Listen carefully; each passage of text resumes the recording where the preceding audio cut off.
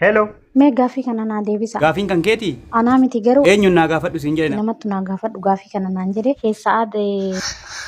Gaafadhu obboleettii deemaa jirti. Obboleettii miti si waa biraatiif deemaa jirti of saasanuu eega gaafatamte gaafiin guyyaa lama turtee jirti dhimma wallootti gorree gaafii kana boodumatti deebina jennee dhiifne saniif gaafii sirraa fuudhee xumuree isinitti deebi'aa ustaas naa ofsaa. Ulfaadhu inshallah. Yoo qabaatanillee yoon qabaatanillee qabanii yookaan hin qabanii naan jedha naa deebisa. Maal qabaachuudha laata ustaazii kana guyyaa wayii mucaa qabu na fakkaata mucaa wayii biratti argee ture mucaa kana. Assalamu alaikum wa rahmatullahi wa Kinoo kan.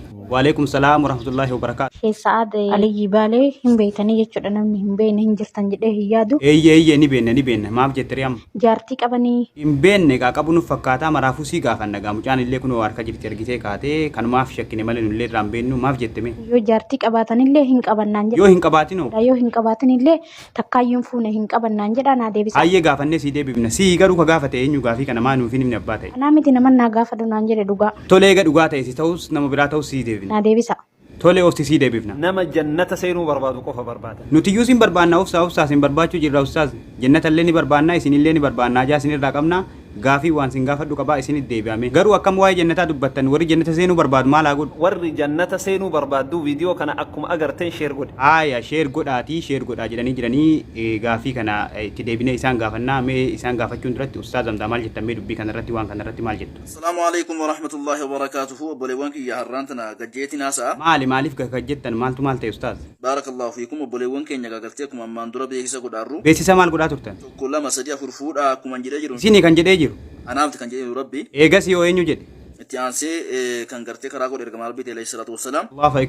Allahu akbar walillahi alhamdu. Mee gaafii mucayyoo kanarratti maal jettan ustaaz? Shamarran keenya hundi keessanuu kana ta'uu godhan. Akkam ta'uu qaban? Kanas bakka nama diinii qabu jaalladha. Eega jaallatanii yoo jaallatan maal godhame? Gaafadhaatti heerumaa. Yoo qabaatanoo? Yoo tokko qabaatan lamaffaa. Yoo lama qabaatanoo? Yoo lama qabaatan sadaffaa. Yoo sadii qabaatanoo? Yoo sadii qabaatan afuraffaa. Afur qabaatanoo? Afurii waliin moon ta'u chaansiin hin jiru. Afurii wal chaansiin hin jiru jedhanii ustaaz asumaanuu barnoota gaarii nuuf haa ta'u. Sababa kanaatiif Sheekh Saad gaafiin kun isiniif dhiyaate. Eeyyee gaafiin Sheekh Saadiif dhiyaate. Barakallahu fiikum qabdamu hin qabdanu. Tole anatu gaafata gaafii rakkoon qabu ana gaafachuu deema mee yeroon gaafii kana gaafadhe ustaaz Saadiif maal dhaamtan maal jechuu qaban ustaaz Saad.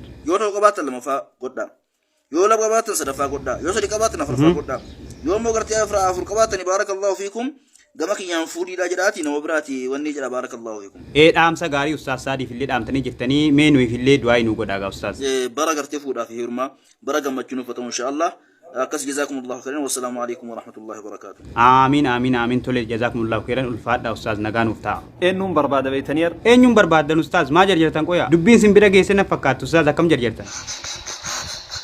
دبين كقول فني برا تراني متي أستاذ دبي جاللاتي دبين جاللات دبي لبوتي كناف واي فود أرجل. إيه جاسين اتفود ودافي نما سين التيرمولي أرجينه نما سين جاللا سين قافة تولي كونو أرجينه ناقافة لا جنان سين قافة تاجر. ألو ندعم أستاذ السلام عليكم ورحمة الله وبركاته.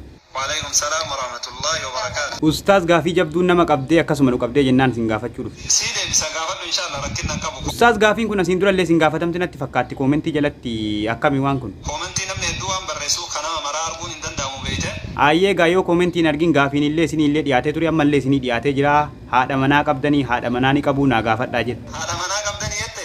إيه نكابو ناغافة دا نما تو ناغافة تجد إيه جت. يعني فوتني جتو كتي. Eeyyee fuudhaniiru ni qabuu jedhe. Kuni gaafii nama dhibbuu miti qabu. Gaafii nama dhibbu malee ustaaz gaafiin jaalalaa akkamitti nama hin dhibne gaafiin kana jaalala nama dhibdu jirti maa saniif sin gaafanne bara. Kuni gaafii dhuunfaati beekte.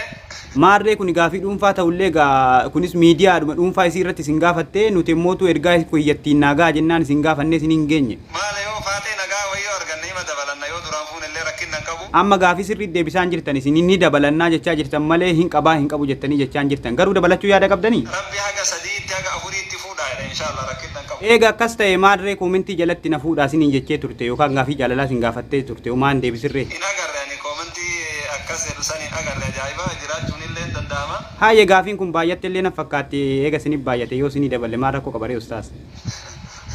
Ustaaz kolfitanii jirta waa dabalachuu barbaadan na fakkaata. Akkas inshallah rakkinna qabu barakallahu fi. Geeffattee? Gaafiin gaafatamte geeffamtee jirti garuu namoota kolfaa jirantu jira ustaaz maal jettamee namoota kanaa. Maa kolfitan rakkinna qabu kuni fuutanii dubartiin fuutanii isinitti heerumaayyuu yoo itti maal rakkinna qaba? Rakkina qabu bar ustaaz akkanumaan hinaafan malee. Wani nama hinaafsisu maal ture isinitti heerumaayyuu yoo jette rakkinna qabu? Rakkina qabu rakkina qabu rasuula keenyattu. Rasuula keenyattu dubartiin dhufte aboo ani isinitti heerumuu barbaada jetteen.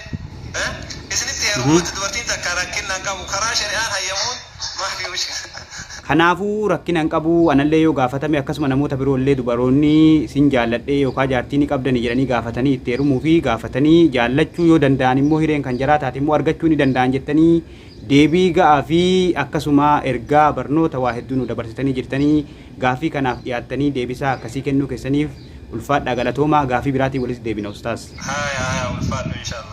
Akkasii gaa daawwattoota fi hordoftoota keenya gaa ustaas gaaffiin gaafatamte haala kanaan deebitee jirti deebisaa deebite kana keessa barnoota illee ni argattanii akkasumatti bu'aartan jedhee yaada.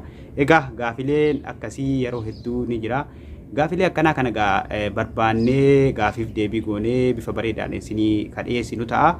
Maarree yoo viidiyooleen akkasii isinitti tolee chaanaala kiyya kana seenaatii warri subscribe godha subscribe godha akkasuma viidiyoo achirratti gadhiifamuu tokko daawwadhaa viidiyoo yoo daawwatamee jedhee namni hojjechuuttis jajjabaata. Egaa yuutuubiinis immootu hojii namaa ilaaleeti kan inni nama simatu saniif viidiyoo akkasii qabadheen dhufaa yoo isinitti tolu ta'e jajjabaadhu jedhaa na jabeessaa yoo ammootu dogongora jiraate dogongora kiyya naaf sirreessaa ammoo hojii kiyya keessatti haga danda'ee fi hawwii kiyya wanni ta'ee jiru viidiyoo amantii faallessinee fi akkasuma safuu Oromoon cabsinee eeggadhee hojjechuu irratti xiyyeeffadheeti kanan ka'e yeroon iddoo gongoree fi yeroon hangufadhe na sirreessaa na jabeessaan isiniin jedha galatoomaa turtii gaarii viidiyoo biraa walitti deebina. Nama dubbiin galuuf rabbiin waa taasisu jaraa miidhiin waa hunda taasisu rakkoo muumintoota kan jayaachisu nama diinee kanaaf fidaa of taasisu rabbiin waa taasisu jannatatti yaale alaa kitaabillahi sunnatur rasuuli.